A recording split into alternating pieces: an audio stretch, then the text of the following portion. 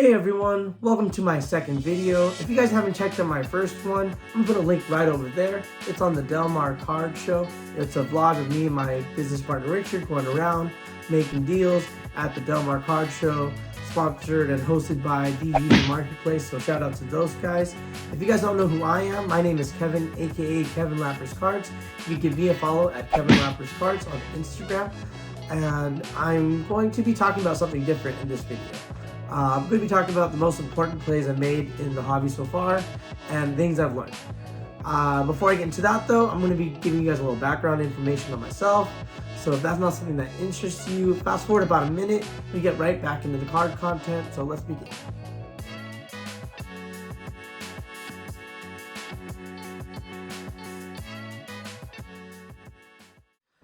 Like a lot of people in the hobby, I came in during the heart of the pandemic. But before that, I owned a boba shop called Coolest Boba. We were open from 2017 to early 2020. At the end of that time, we were in contract negotiations with our landlord. She wanted to increase our rent, and they didn't really treat us well throughout our whole experience there. So we just decided we were going to find a new place. That was February 2020, and by March 2020, the lockdown happened. And a lot of good businesses went out of business. We were doing okay, but we probably wouldn't have survived, so it was a very lucky experience for us to not resign. After that, I tried my hand in coding for about 500 hours. It was cool, but to be honest, I just didn't like this idea of being stuck behind a computer for long periods of time and not really being around people. I've always been a people person, so that just wasn't an experience that, seemed fitting for me. Luckily enough, my roommate Justin, he introduced me to cards. He's single, by the way, so if you're interested, leave comments down below, hit me up on Instagram, Kevin Lappers Cards once again, and I'll give you the deets. But anyway, he introduced me to cards, and I started making money in it, and I haven't stopped ever since. And now I want to share some of the most important plays I've experienced in the 2.5 years I've been in the hobby and what I've learned from them.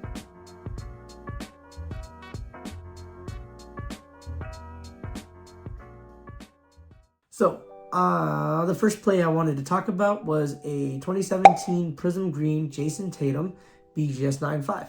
I bought it for $1,200 on Instagram, and it was selling for 2.8 to 3K on, that's what comps were at the time. Lowest listed on eBay was 4,500 OBO. So I thought I could move it for like 3 to 3.2 online and, make a decent profit if it crossed. So just for the context, the centering was a 9, corners and edges 9.5, and surface was a 10. PSA is really lenient on back centering, and I know BGS gives an overall grade for centering. So when you look at the card, I thought the centering was good enough for it to, qualify for a 10. So I decided to purchase the card, and I cracked it open. And sure enough, when I looked closely, I saw a little nail dent or a finger mark on the card. It's something I'm kind of shocked it was there because BGS gave it a 10 surface, and I'm pretty surprised they missed it. I should have just sold the card there because it wasn't going to grade. It wasn't going to get a 10. But of course, I decided to spend $165 and take 3 weeks for me to get the card back. Sure enough, this is the grade I got. I was pretty devastated at the time, but to be honest, the only person I was really mad at was myself because I knew better. I knew I didn't have to grade it, and I could have just sold it, gotten the cash, and I would have had a month with the cash to do something else with it. And maybe I would have made, some of my money back already. But instead, I have this PSA 6. I eventually sold it a week later for $650, and I, had to take my L. It was a good experience for me to go through because, those are those moments where you know what you're supposed to do, and you should just do it. I had a game plan. It wasn't going the way it needed to, and I had to make an adjustment, and the adjustment was obvious, but instead I let my ego get in the way, and I let my emotions get in the way, and I convinced myself that whatever I was doing was correct. But I'm glad I went through it, and let's move on to the next play.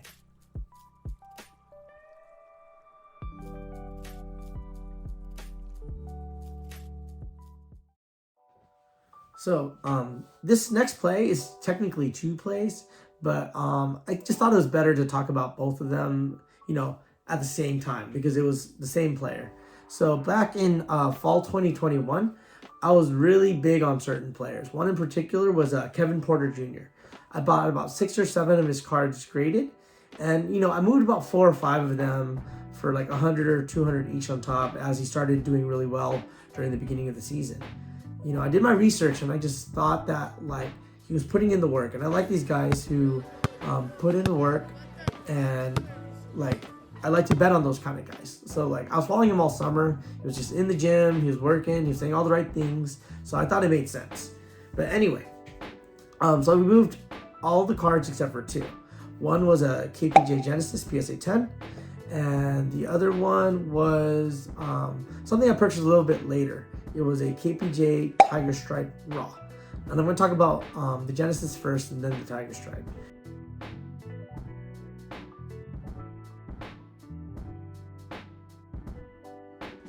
So the Genesis, I bought it for about $7.75 online. Then after shipping, I ended up having to pay about $800 for the card. I bought it on Instagram, so the comp didn't hit or anything.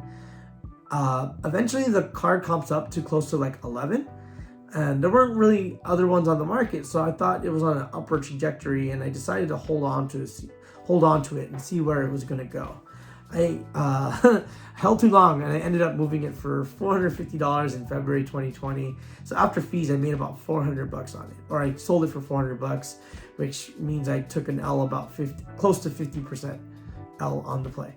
Which is wild because I could have moved it for, I had offers in person for like $900, $950, so I could have made that $100, $150 that I wanted, and I just decided not to. And then sure enough, I got a little greedy, and the card went down.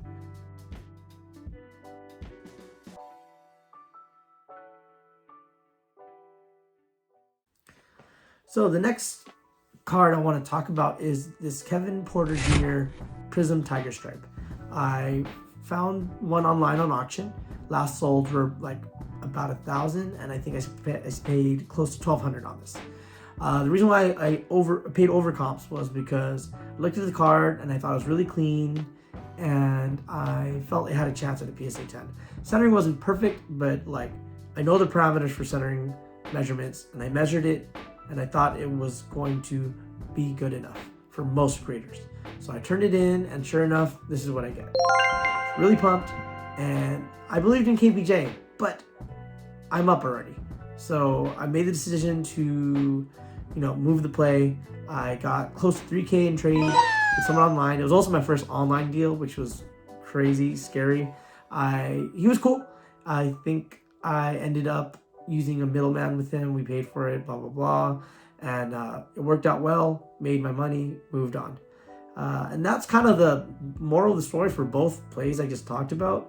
It's just take your profits sometimes. If you're able to figure out when you're supposed to take your profits, just take it and move on. Like, it's fine. Like, you'll be able to find more plays and make more money. So sometimes you just gotta take your profits and move on.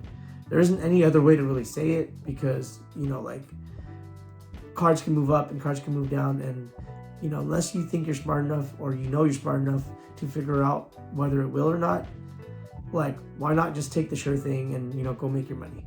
So on to the next play.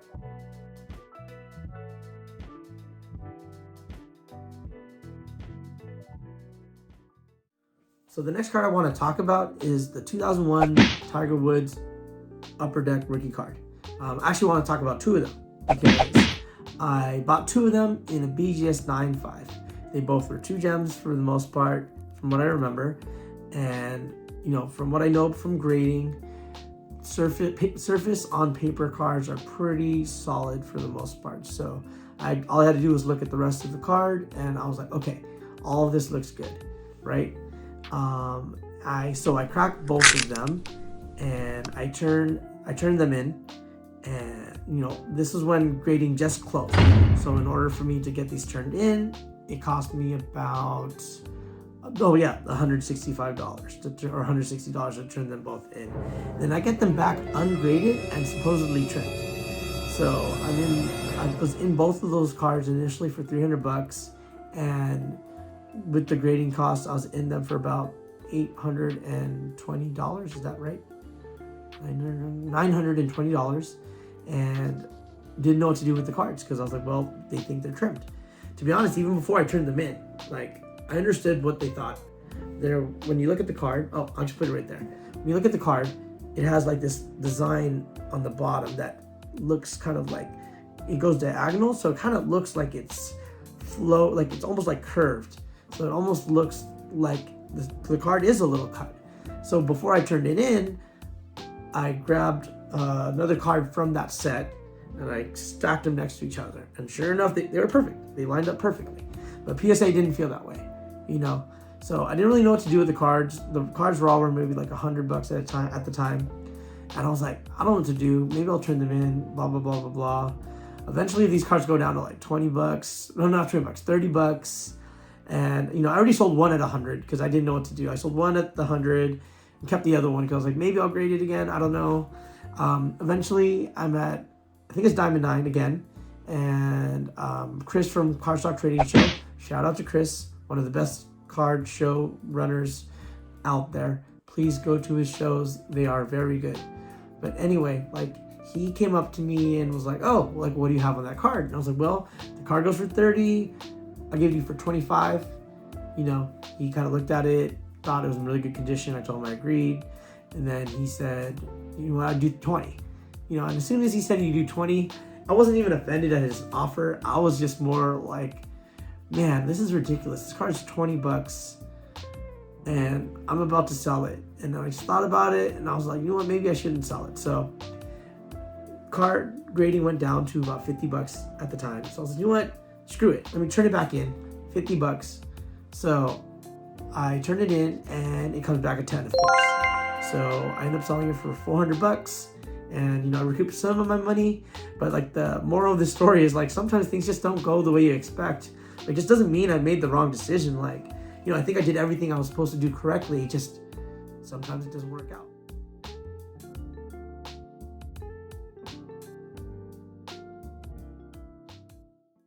So back in 2022, in spring 2022, we were at the first Del Mar card show, and this 2021 Elite Jalen Green Auto 1 of 1 pen pals came to my table. And, you know, the guy was showing me that card and a couple different cards. I thought it was a cool card. And I know Richard was kind of getting into some, you know, 1 of 1s and things like that. So I showed it to him. I was like, hey, like, isn't this like a pretty interesting card or a cool card? You know, and then he looks at it and, you know, all of a sudden you could just see in his eyes, like, he really wants the card. He starts to negotiate with the guy. And it's just one of those things where, you know, I kind of give him that look. I was like, what's happening here? Like, you know, I didn't technically pass on this card. And it was just one of those situations where, like, you know, and I just told him, I was even like, you know what, it's okay, don't worry about it. Like, I'm not sure if I was really going to grab it, blah, blah, blah.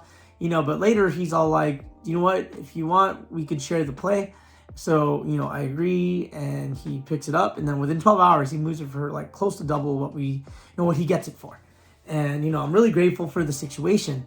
So, you know, what do? I go and find another Elite Jalen Green Auto 1 of 1, and I share that play with him, and we move that for close to double. So it's just kind of a fun situation where I'm like really grateful that that happened, because now we started partnering up on more and more cards, and eventually we become a team. And most of the cards that we have, or the more significant cards that we have, we're in it together. So we've been starting to travel to a lot of different shows, and we're making a decent amount of money, and we're putting in a lot of work to level up, and it's showing, because we weren't able to travel to the extent we've been traveling, you know, nowadays.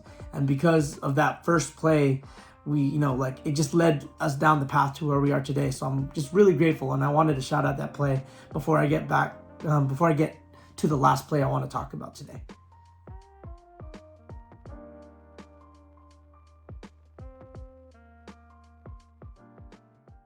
So I bought this card online. It was the Kobe Bryant 2008 Topps card, where it's LeBron and him, they're guarding each other. And I bought it for about $150. It looked really clean, and I wanted to turn it in for grading. So I bought it. I asked a whole bunch of questions, did my due diligence. He sent me like 20 photos. I get the card from eBay, and I look, and I'm like, Card surface really clean, centering's really clean. I look at the corner, there's one corner and it had a little bit of corner wear.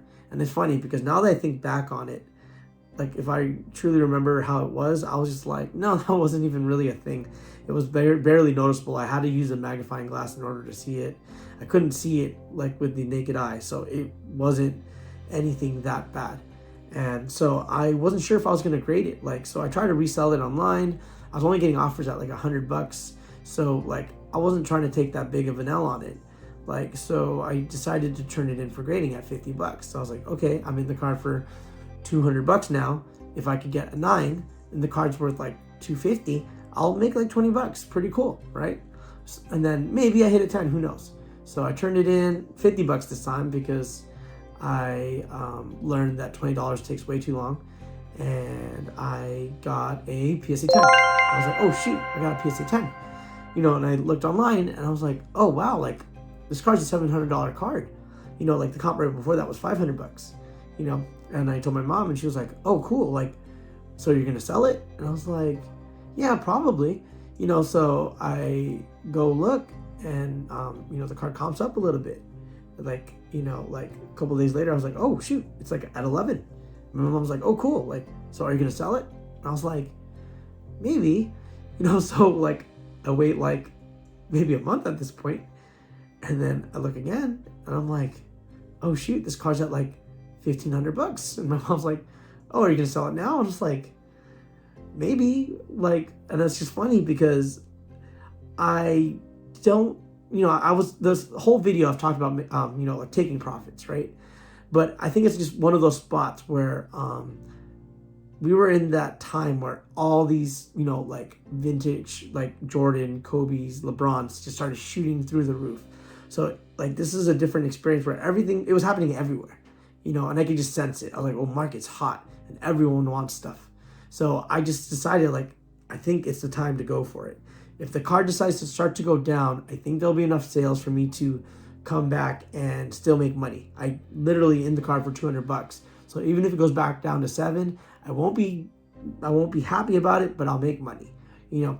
So then the card goes from 15 to 2 to 3 to 4. And I was like, oh my gosh, this card's like a $4,000 card now. And I was just like, oh, okay, this is the line. This is it. Like, this card should not be worth that much. Again, the pop was pretty low. It was like maybe in the 20s at the time. When I first had it, it was like pop 17. And then now it was like a pop 24 or 25. And I was like, okay, maybe it's time to sell it now. So I move in person for about $3,200, mostly cash and maybe like a $200 card. So I pretty much got the same as if I would have gotten, like, if I sold it for like 36 on eBay. You know, and there were some wild sales on this thing, supposedly.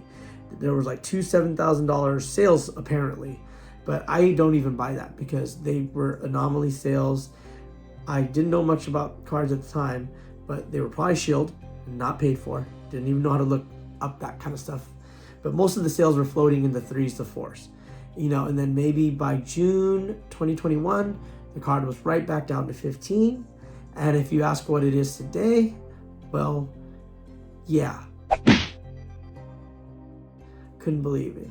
So it's just one of those things where I loved that card so much. It was like, you know, like my first big accomplishment in cards.